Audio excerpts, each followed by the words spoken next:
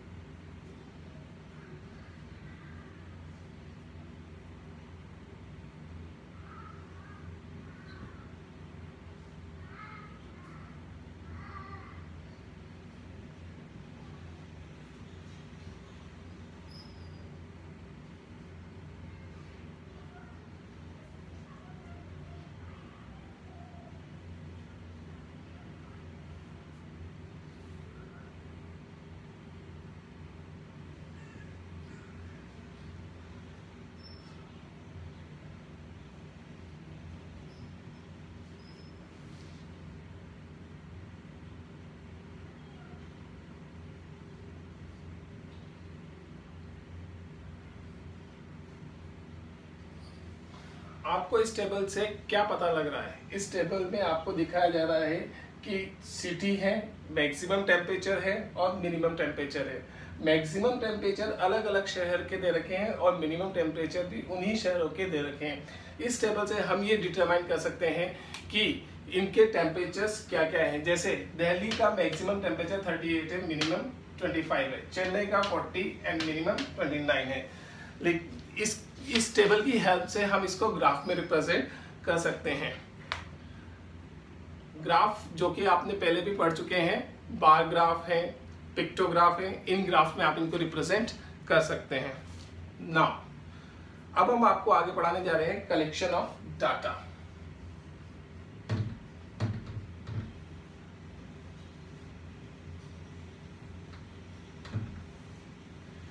इसको पढ़ाने से पहले मैं आपको बताना चाहूंगा कि पहले डाटा क्या है। Data is what the information that you gathered. Data क्या है? एक वो इंफॉर्मेशन है जो आप इकट्ठी करते हैं। कहाँ से इकट्ठी करते हैं? वेरियस सोर्सेस से इकट्ठी करते हैं। जैसे कि हमने अलग अलग शहरों का तापमान इकट्ठा किया, तो ये तापमान हमारा क्या हो गया? डाटा। टेम्परेचर क्या हो गया? हमारा डाटा।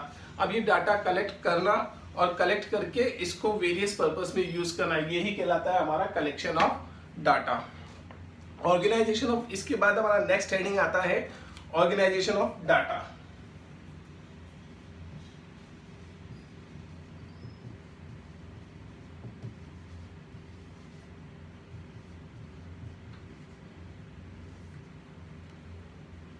ऑर्गेनाइजेशन ऑफ डाटा का क्या मतलब है? ऑर्गेनाइजेशन ऑफ डाटा का मतलब है डाटा को स्पेसिफाइड वे में अरेंज करना, सही ढंग से सही तरीके से अरेंज करना। अब ये सही ढंग और सही तरीका क्या है अरेंज करने का? जैसे कि मान लीजिए आपको डाटा दिया गया है ऐसे,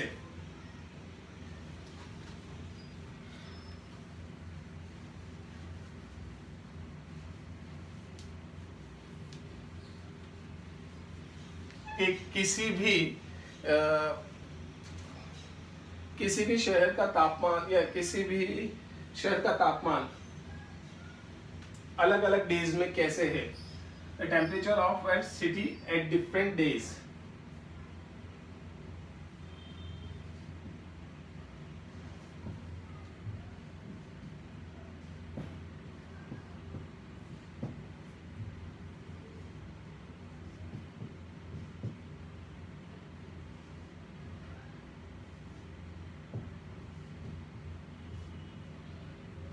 मान लीजिए कि ये किसी सिटी का टेम्परेचर है, अलग अलग टेम्परेचर है अलग अलग डी पे।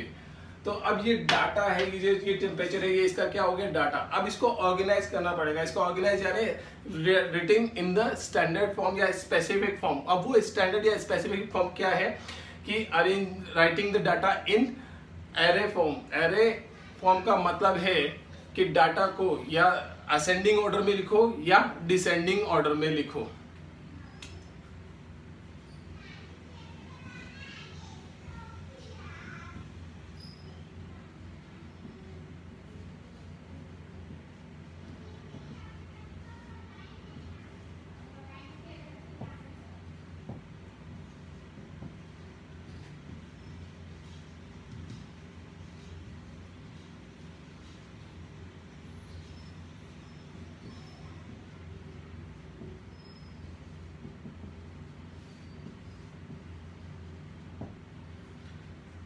अब एरे डाटा में लिखने के लिए या तो हम उसको असेंडिंग में लिखेंगे, डिसेंडिंग। असेंडिंग में यानी सबसे पहले सबसे छोटा, फिर उससे बड़ा, फिर उससे बड़ा, उससे बड़ा और फिर सबसे बड़ा। और डिसेंडिंग में पहले सबसे बड़ा, फिर उससे छोटा, फिर उससे छोटा, फिर उससे छोटा। इन दोनों में से किसी भी तरीके से आप डाटा रिप्रेजेंट करते हो तो वो डाटा क्या बन जाता है, एरे डाटा। यानी डाटा क्या हो जाता है, एक स्पेसिफाइड वे में ऑर्गेनाइज्ड हो जाता है। This is all about the organisation of data. ना अब मैं आपको पढ़ाने जा रहा हूं arithmetic mean. Before going to that topic, arithmetic mean पे जाने से पहले मैं आपको बताना चाहता हूं कि ये अर्थमेटिक मीन आया कहां से, where does it come from. आपने एवरेज के बारे में तो सुना ही होगा। एवरेज क्या होता है कि एवरेज हमने कई बार सुना है कि जैसे कहते हैं कि हम Ram studies average 5 hours a day. Ram average 5 hour a day पढ़ता है। या फिर कहते हैं कि average temperature of Kota is 40 degree Celsius. So ये एवरेज का मीनिंग है। बट क्या ऐसा कह सकते हैं कि राम रोजाना 5 घंटे पढ़ता होगा? या फिर कोटा का डेली का टेम्परेचर हमेशा 40 डिग्री सेल्सियस होता होगा? नहीं कह सकते, ऐसा बिल्कुल नहीं कह सकते। क्यों? क्योंकि कभी कभी हो सकता है राम 5 घंटे से कम भी पढ़ता हो या कभी कभी ज्यादा भी पढ़ता हो। तो जब किसी दिन वो कम पढ़ा और किसी दिन वो ज्यादा पढ़ा तो उनका टोटली जब आप एवरेज निकाला तो एवरेज क्या आया, 5 घंटे, 5 आवर्स पर डे। उसी तरह कोटा का सिटी का टेम्परेचर जब हमने मेजर किया तो कभी हो सकता है 40 से कम आया हो और कभी 40 से ज्यादा आया हो। तो जो ज्यादा और कम का मिला के जब हमने उनका एवरेज निकाला 1 मंथ का तो वो एवरेज 40 डिग्री सेल्सियस आया। तो इस तरह से ये एवरेज वर्ड हमारे आया। अब इस एवरेज से ही रिलेटेड है हमारा अर्थमेटिक मीन। अर्थमेटिक मीन क्या है?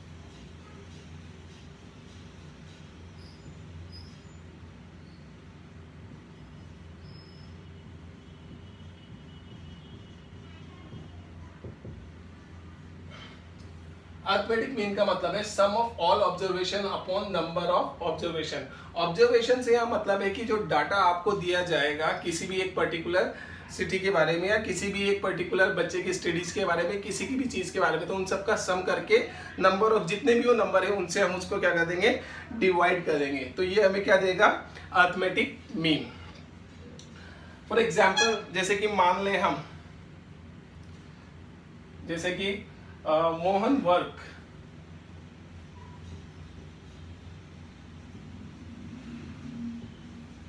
works for 5 hours, 3 hours,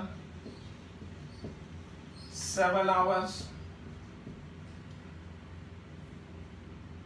respectively 3 days.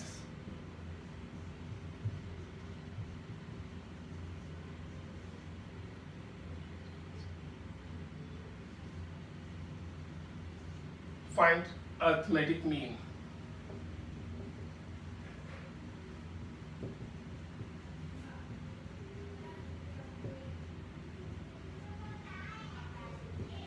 Or simply mean. तो हम उसका अर्थमेटिक मीन कैसे निकालेंगे? उसका अर्थमेटिक मीन हम ऐसे निकालेंगे कि हम देखेंगे कि मोहन कितने दिन काम कर रहा है। मोहन 3 दिन काम कर रहा है।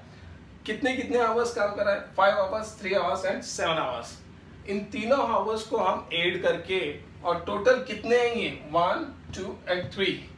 तो उनको हम 3 से डिवाइड कर देंगे। Number of days,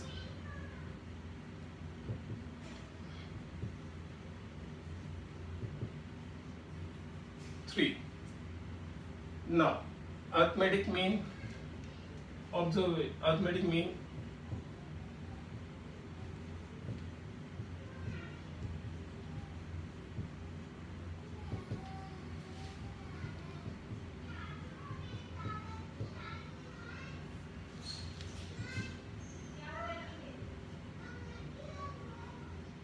it means, इसका मतलब ये हुआ कि हमने कैलकुलेट करके देखा कि मोहन 3 दिन काम करता है और 3 दिन उनके वर्क है 5 आवर्स, 3 आवर्स एंड 7 आवर्स, और उन तीनों को 3 से डिवाइड किया तो 15/3 आया। That is 5 hour per day.